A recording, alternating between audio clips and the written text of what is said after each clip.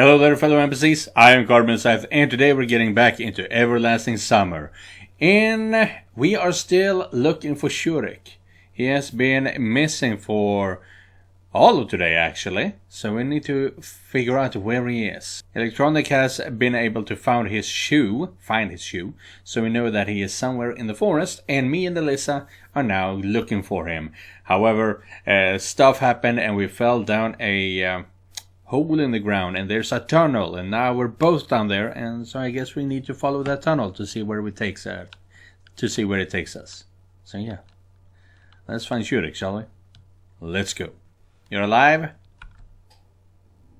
Oh, I barely opened one eye as I felt searing spotlight upon me. Ah! Put that away!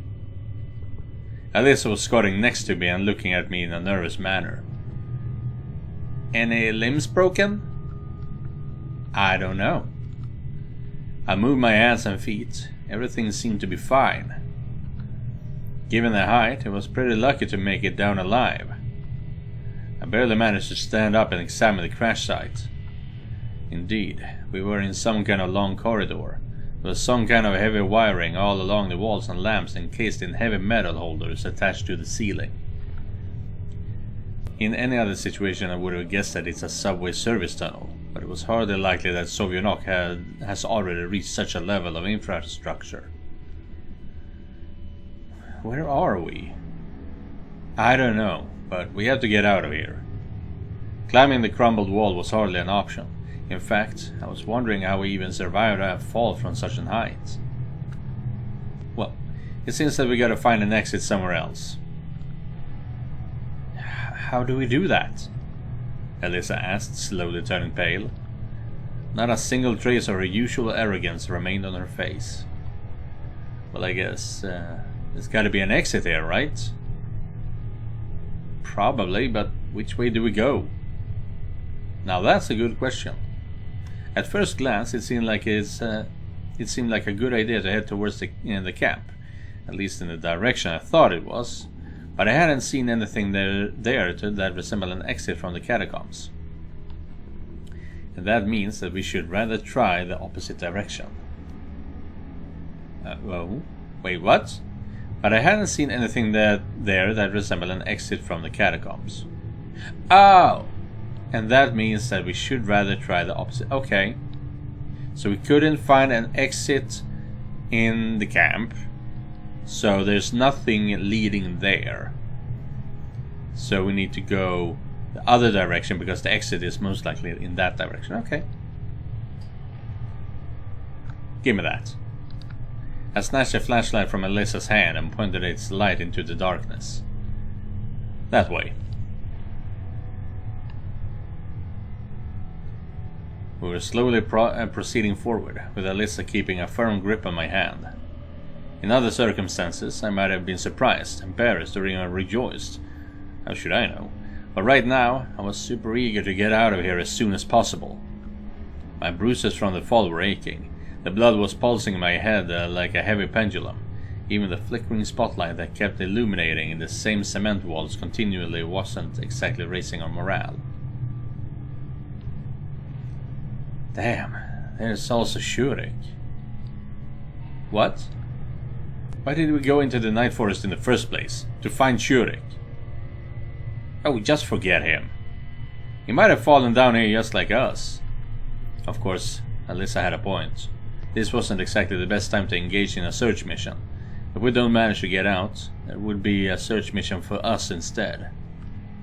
But I couldn't just take my mind off this thought. It was as if Scythe was standing right before my eyes, giving me a reproachful look. Look out! Alyssa yelled.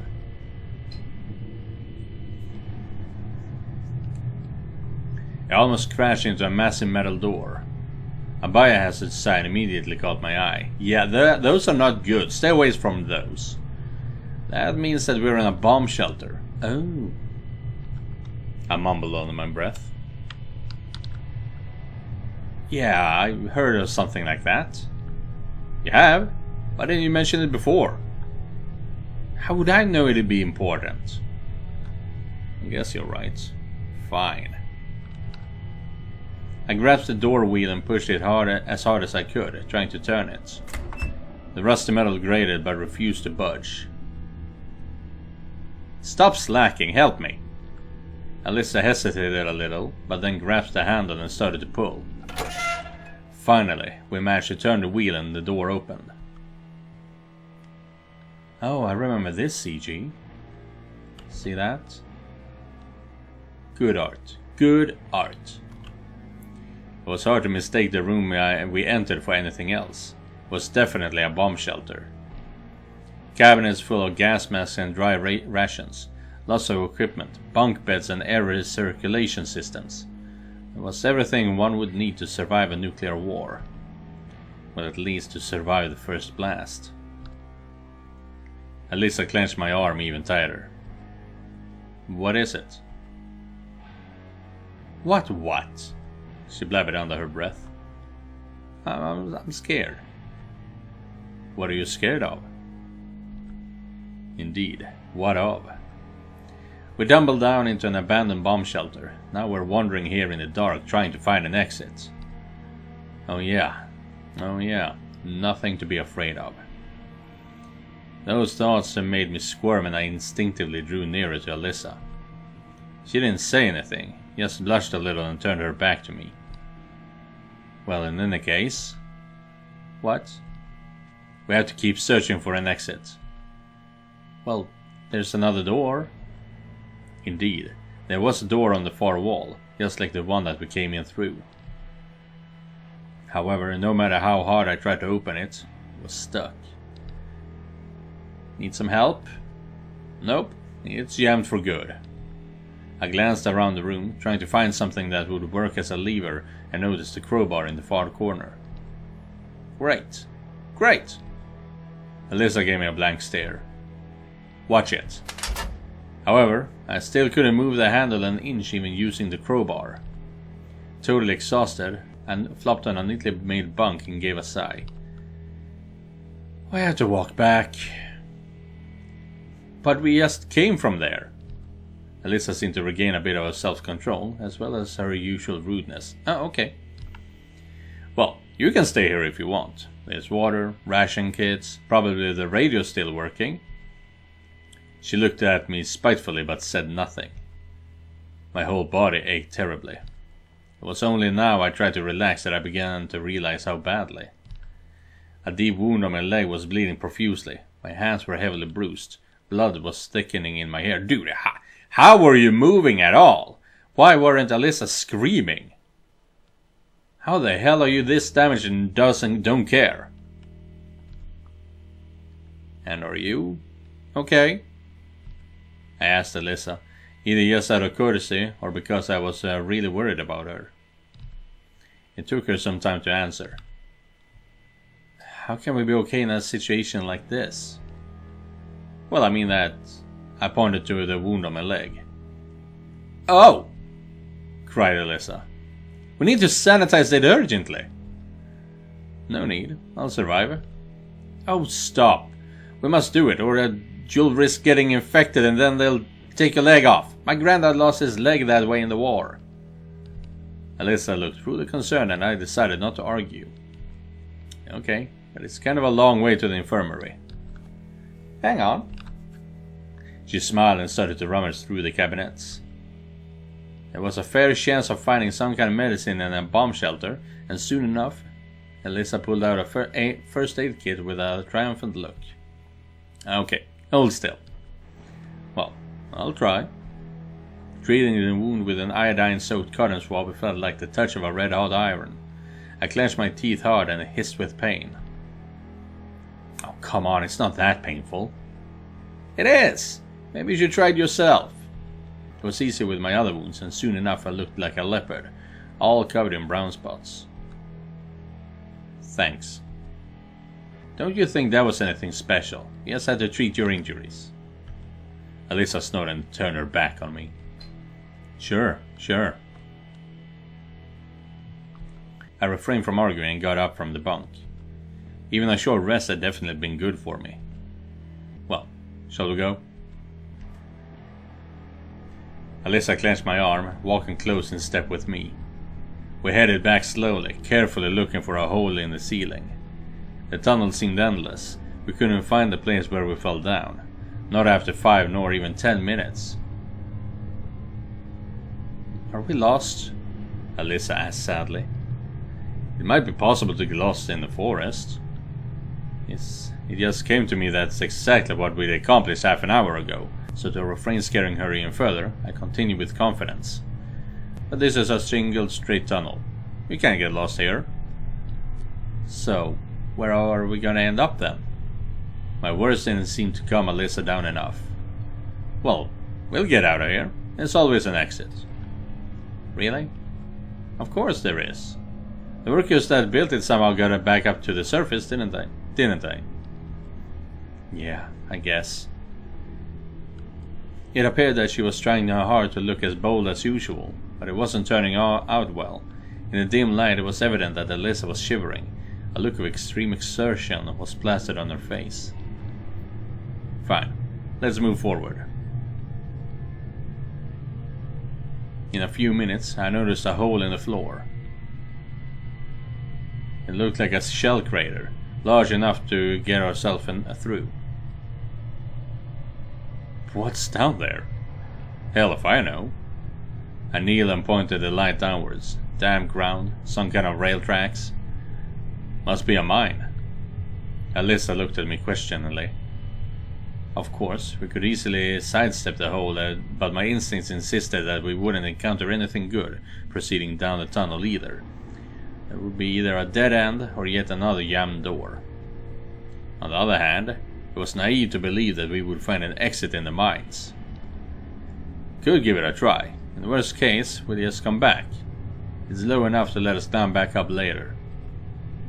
Her face took on a suffering expression. Then Alyssa turned away from the light and quietly said, If you say so. Now we're getting here. This is... Dude, this place infuriated me the first time I played. And it was because of this place that I actually looked up a guide to begin with. As I thought, we were in a mine. Miles of rust-eaten tracks stretched far down the corridors. I could virtually see the overloaded minecarts creaking along these tracks ages ago. The walls were propped up by rotten beams, and water occasionally dripped from the ceiling. I wasn't sure whether it was scary here or in the catacombs of the bomb shelter above. I'd say that up there it was like a post-apocalyptic setting, and down here a cold medievalism reigned. In any case, I was even more eager to get out of here, and do so as soon as possible. Alyssa didn't utter a word after we descended into the mine. She just walked next to me, clenching my hand so hard I started to worry. Are you alright? No, she said quietly. I understand that it can't be okay, but how are you holding up? Fine, she replied with an indifferent voice. That's good, because I really wanted to say because if you go nuts too, it's gonna be a massacre. Because we will find an exit. We'll definitely find one. Yeah. It seems she wouldn't last much longer. You should go faster. I quickened my steps and we reached a fork after a couple of dozen meters. Well. So, which way? Alyssa seemed to have completely disconnected from the outer world and didn't worry about what would happen to us, or how we could leave this place. Well, let's think. To the left or to the right?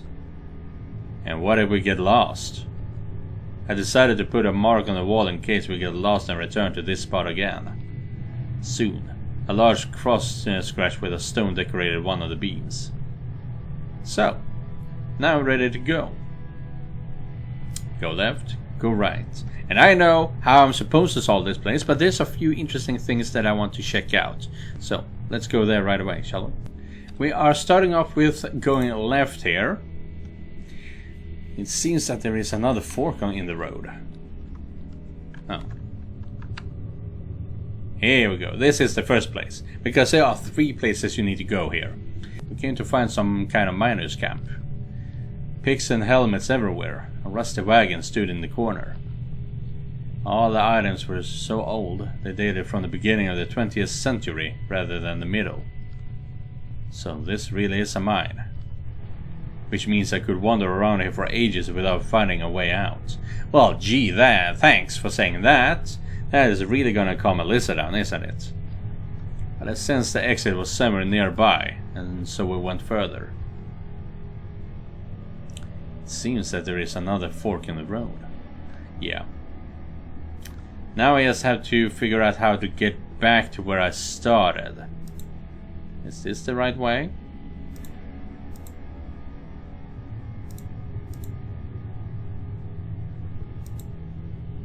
Ah, crap. Oh, we got back here. Actually, let's just shear it. Boom. And now to the other place. Because it doesn't really save anything, so it's fine. It seems that there is another fork in the road. Now we're going right instead.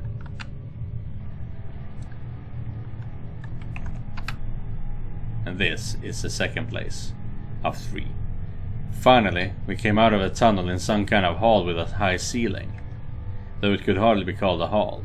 Must have used it to mine something here. Coal probably, or maybe gold. The walls had been cut by pickaxes and pneumatic drills. This place was pitch black, so our only salvation was the flashlight. With brakes, it's unlikely that we'll ever get out of here. I noticed a red piece of cloth in its light. It was a pioneer's neckerchief. Shurek was obviously here somewhere. Shurek! Shurek! Only my echo responded to me. Shurek! Shurek! Why are you shouting? It's not like he can hear you. You never know. Alyssa didn't reply, just sighed. There was no other exit from this hall. Obviously, it's quite possible that there are some nooks in these tunnels we haven't checked yet. So I have to keep looking. Yeah, so the trick with this mine is that you always have to follow one of the walls. Never switch up. Never go left and right, left and right. Nothing like that. Always right, right, right, or always left, left, left.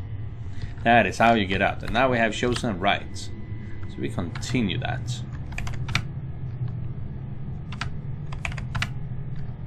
And there we go. Outside. Which is unfortunately really boring for a puzzle. But as I said, it did keep me occupied the first time I played it. Following the curve, I saw a wooden door in the torchlight. There you go. Here's something. You think so? Alyssa looked a little refreshed. Sure. Frankly speaking, I really wasn't sure that there would be an exit behind this door. But it wasn't like we had any choice anyway. I pulled the handle. Ooh. Okay, so I don't know what this says, but G or 9 and an angel. We found ourselves in some kind of room that resembled either a boiler room or a utility room under the bomb shelter. Empty bottles, cigarette butts and other bits of debris littered the floor. That proves that there is an exit from these caves. I scanned the room with a not flashlight. I scanned the room with a flashlight, and in the farthest corner I saw Shurek, doubled up and trembling all over. Shurek! Who is that? He stammered. Shurek, we've been looking for you all night and you're just sitting here? Get up! I'm not going anywhere. He started quietly, but with every word his voice gained strength until he was shouting at the top of his lungs. No, I won't go with you anywhere. You don't exist. You aren't here anyway. It's a hallucination. It's unscientific. Yeah, unscientific! That hurt my throat. What do you mean by you aren't here? Here we are. We came searching for you. Alyssa had remained silent until now, but then she let go of my hand and took a few steps towards Shurek. What are you doing? I asked quietly. She hesitated for a moment, but proceeded as if not hearing me. Yeah. Finally, having come in close to the lost pioneer, Alyssa fetched him a scathing slap across his face. You! We nearly died searching for you. Those damn woods at night, the bomb shelter, these freaking mines, and one mass of bruises thanks to you. And you what? You just hang out, drinking booze and seeing pink spiders, you bastards. Shurik stared at her with a bemused look. Now then, get your ass up and move. No. He began to whisper quietly. No. Somewhere deep inside me, on the very edge of my awareness, I got a feeling that something really bad was going to happen now. Oh jeez, I don't remember that. It happened. A premonition. Intuition. With just an analysis of the situation. From the way Shurik was sitting, with the expression on his face hinted at his following actions. That is not good. But yeah, that's gonna be the thumbnail, obviously. And probably all of that together. I rushed to Alyssa. The light furiously jumped all over the room and highlighted Shurik's face for a second, twisted with madness. I was wielding a metal rod, and if I had been a moment too late, I would have definitely have smashed in Alyssa's head with it. But I made it. Everything was like a dream. The distant shout of a girl, a hollow thud, the flashlight going out, and the eerie silence, except for the heavy breathing of Shurik. It took me a while to come to my senses. What are you doing, you jerk? I checked my arm and I felt okay. The blow landed on the flashlight. So now we were in a complete darkness. You won't get it! You won't get me! Shurik's hysterical laughter was quickly fading away in the distance. Hey! Where are you going? Get back here now! Won't get! The yell vanished into the distance. What a freak! I tried to fix the flashlight in the darkness. No way. Shurik had smashed it into pieces with his rod. Then I suddenly thought of Alyssa. Are you okay? I heard a quiet sob, and the same instant I felt her embrace hugging me tightly. Okay, it's okay. It's all over now. Everything's fine. Well, in fact, nothing was fine, but I needed her to get a grip on herself. Otherwise, we stood no chance of getting out of here alive. I tenderly caressed her head. I wonder, Alyssa crying, is that a funny thing? Maybe in different circumstances. I'm scared. That's okay. I'm scared too. I noticed this strong and sudden transformation in Alyssa. But what the heck? Anyone would be scared in these circumstances. Moreover, she's a girl. But why aren't I scared? No, not scared.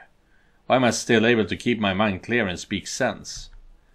Might it be because I have to worry about more than just myself? Okay, come on. We have to get out of here anyway. Hold on. Just a sec. What was that? Said Alyssa quietly, and the room became illuminated by the dim flicker of a lighter's flame. Okay. Where did that come from? This statue. Right, because she was making a bomb, she had to ignite it somehow. She forced a gentle smile and handed me the lighter. All right. I quickly swept my eyes over the room, searching for something that could be used as a torch. There was some tattered rags and a rod among the debris on the floor. One of the bottles contained some liquid that smelled like industrial alcohol. For better or for worse, in a minute I was holding something that resembled a flaming torch in my hands. I don't know how long it will last, so we gotta move quickly. Where to? Alyssa seemed to be returning to her senses. Let's go back. At least we'll reach the bomb shelter. For one thing, and there's light there. She gave me a quiet nod and took my hand. So now we're going hand in hand. That's cute. But yeah, this sort of thing does make you think differently about things. Especially if you already like the guy, you know? The torch was burning poorly. We had to reignite it every other minute. One didn't have to be an oracle to predict an extremely short lifespan for that rag we were using. I became more and more afraid that we wouldn't leave the darkness in the mine. You couldn't rely on too much on just the lighter. However, we reached the hole that led up to the catacombs quite fast. It seemed that I memorized the route after all. Yeah, as I said, just a hole to one side. We struggled to get up, scrambling over the rocks almost blindly. Okay, where are we going now? Asked Alyssa, getting her breath back. What do you mean? We're going to that room with the bunks and cabinets. Which way is that? I opened my mouth to reply, but suddenly realized that I had not the slightest idea. The hole looked the same from all sides, just like the walls, the floors, and the ceiling. We had not a single hint to indicate the right direction. Well, don't you know? Alyssa asked sadly and sat on the ground. No. I replied quietly, put out the torch to preserve it, and sat next to her. Are we going to die here? She rested her head upon my shoulder. Alyssa's voice sounded flat, one might even say calm, but I could feel that her body was trembling, either with cold, or with fear, or with both combined. Don't be silly. Sure, things are getting worse, but it's still pretty far from we're gonna die. They will come and rescue us in the morning. Olga Dmitrievna will call the police, so I would love to believe that myself. I see. Yeah. I lost track of time sitting there.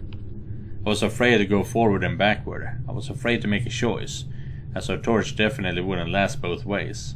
Wandering in total darkness without any source of light was definitely worse than waiting for the rescue here. This way at least we would have some light for an emergency. Suddenly, a rumbling started echoing in the distance.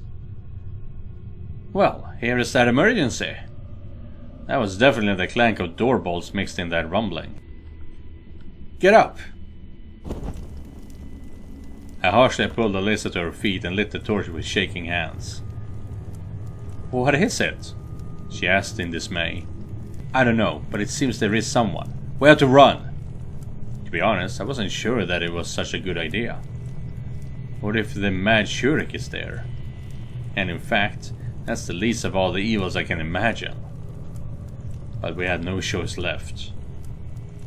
The stones scattered beneath our feet. I desperately tried to not fall down, holding my hand with the torch out in front and dragging Alyssa with the other. She ran along in silence, breathing heavily. I really wanted to look back at her, but I didn't have the strength or time. Finally, the outline of an open door appeared before us and leaped into the bomb shelter, readying myself to fight any foe that was there. But the room was empty. I swept my eyes across the room, trying hard to spot hidden monsters, Shurik, or any other evil entity, but it was all exactly the same as it was the first time we'd been here. Except for the door. The second door. It was open. Somebody has passed through here. I spoke up triumphantly. Oh, okay. Who? Don't know. Maybe it was Shurik. But how did he manage to open it? Who the hell cares? Come on. There was another corridor behind that door, and it was ascending slowly. So we're getting closer to the surface. I was right. After several hundreds of feet, I stumbled upon a ladder leading to a small hatch on the ceiling. It didn't take much effort to open it. What's up there? Who cares? It's better than staying down here anyway. Oh, is that how we get here? I climbed the ladder and found myself surrounded by gloom. However, this gloom was definitely lighter than the darkness of the catacombs. As my eyes got more used to it, the outlines of the walls, the ladder and the door leading to the outside were emerging in the pale moonlight. I helped Alyssa to climb up, and we literally sprang out of the building. The exit from the catacombs was located in some sort of ruined building that resembled either a nursery or a country school. Yeah. It must be the old camp. Alyssa sat on one of the swings and wiped the sweat from her forehead with the back of her hand. I see. So we found it after all. I smiled involuntarily. What are you laughing at? She frowned and pouted with displeasure. To put it shortly, she returned to her usual self. So, it's not so scary here anymore. I wasn't scared there either. Oh, come on. That's right, I wasn't. Oh, whatever. I was angry. I really felt hurt because of Alyssa. If not for me, she would have still been down there, in that damn mine. Where are you going? She asked in a less self-assured voice as I turned around and walked slowly toward the camp. Back to the camp. Hey!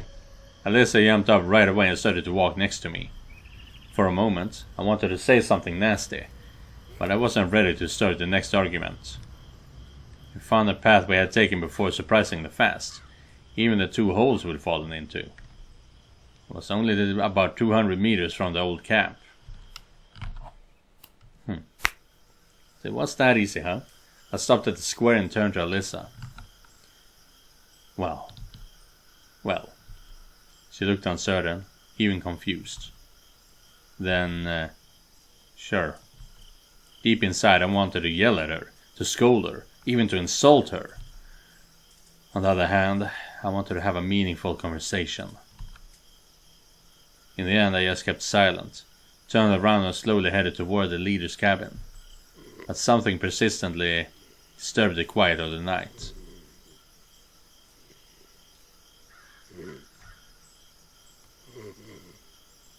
Oh, yes, it even says they're snoring. I keenly listened to it and realized that it was the snoring. Oh, Shurik! He was sleeping peacefully on a bench. Hey! I called Alyssa, who hadn't walked too far away. Get up, you! Shurik slowly came to his senses and stared at us blankly. Oh, is it morning already? Morning? Yeah, sure! Sometimes one acts first, thinks later. Of course, it all starts in the brain. Then the current comes through the neural links, thereby transmitting the command to the body. But sometimes the subconsciousness just works faster than the consciousness. That's exactly why my fist swung and smacked Shurik in the guts. It was only then that I realized what I'd done. He coughed, trying to catch his breath, and writhed in pain on the bench. What the hell was all that about? I already felt bad about it. I shouldn't have treated him so rough. Dude, he attacked you with an iron rod. It's okay to punch him in the guts, you know. What are you talking about? Shurik looked at me in shock. In the mine! What mine? He turned his head, completely confused.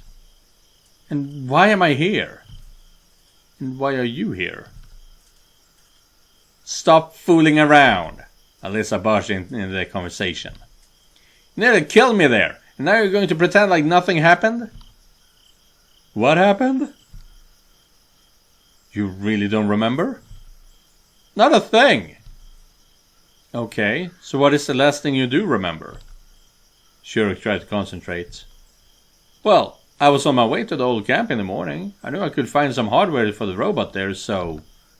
So? And that's all. I don't recall anything since then. Then I just woke up here. He let out a heavy sigh as I turned away. Well, go ahead. Sweet dreams.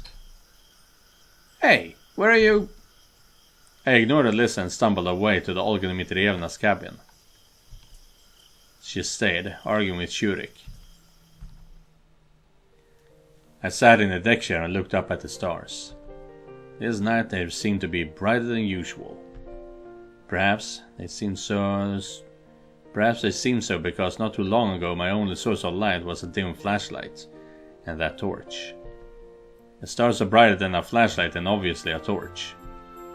Most of the stars, I guess, are even brighter than the sun, but so far away. So, why have you come? I asked without even turning my head. Alyssa's footsteps could be heard well in advance in the silence of the night. Well, What did Shurik say? He said that he doesn't remember anything, that it's unscientific and nonsense like that. I think he really doesn't remember because of shock and stress. Who am I to say? I was in the same boat not too long ago. I am still in it though. Do I have amnesia? Well then, why did you come here? Then again, I guess I knew the answer. That's exactly why I hadn't gone to sleep but waited for her here. Well, Alyssa sat down next to me. Kind of wanted to thank you. After all, down there, you know. No problem. I said gently and leaned back. Well, alright then. She got up and was going to go. If you think that I'm angry with you, I'm not. Everything is okay. I didn't actually think that. Alyssa got worked up. Fine then. Okay. Yeah. Then, just go already. I said kindly and waved my hand. I'll go when I want to. So now you don't want to? I want to. Well, is something preventing you from going? Moron! Alyssa stamped her foot and quickly walked away from the leader's cabin. They were yelling at each other, but they were kind of flirting there too. Yeah, kind of cute, kind of nice. I took a deep breath and stood up. My head was terribly dizzy from fatigue. Well, at least Olga Dmitrievna is sleeping already and I won't have to explain anything. However, it wasn't that easy. The camp leader was standing in the middle of the room and was obviously preparing for a lengthy conversation. Or rather, for a debriefing. Would you care to explain? What's the matter? In fact, you didn't mind when we were going to search for Shurik. And what, have you found him? It looks like she was more concerned about me coming back late than the fate of the lost pioneer. Yes, we have. By the way, why are you standing here in the darkness? What? I said, why in the darkness? Because it's time to sleep. I couldn't agree with her more, although I was slightly surprised by such an abrupt mood swing. I just barely stumbled to my bed and collapsed on it without undressing. But still, Alyssa. I just didn't know what I should think of her. It wasn't because she had been acting strange recently. No, on the contrary, all of her behavior was quite consistent and understandable. Even her returning to thank me. I thought of Alyssa much more than anything else that had happened tonight. Although, if we get down to it, there was nothing supernatural about it. Uncomfortable? Sure. Frightening, even spine-chilling? Sure. Something related to my arrival here? Hardly. These thoughts have put me to sleep.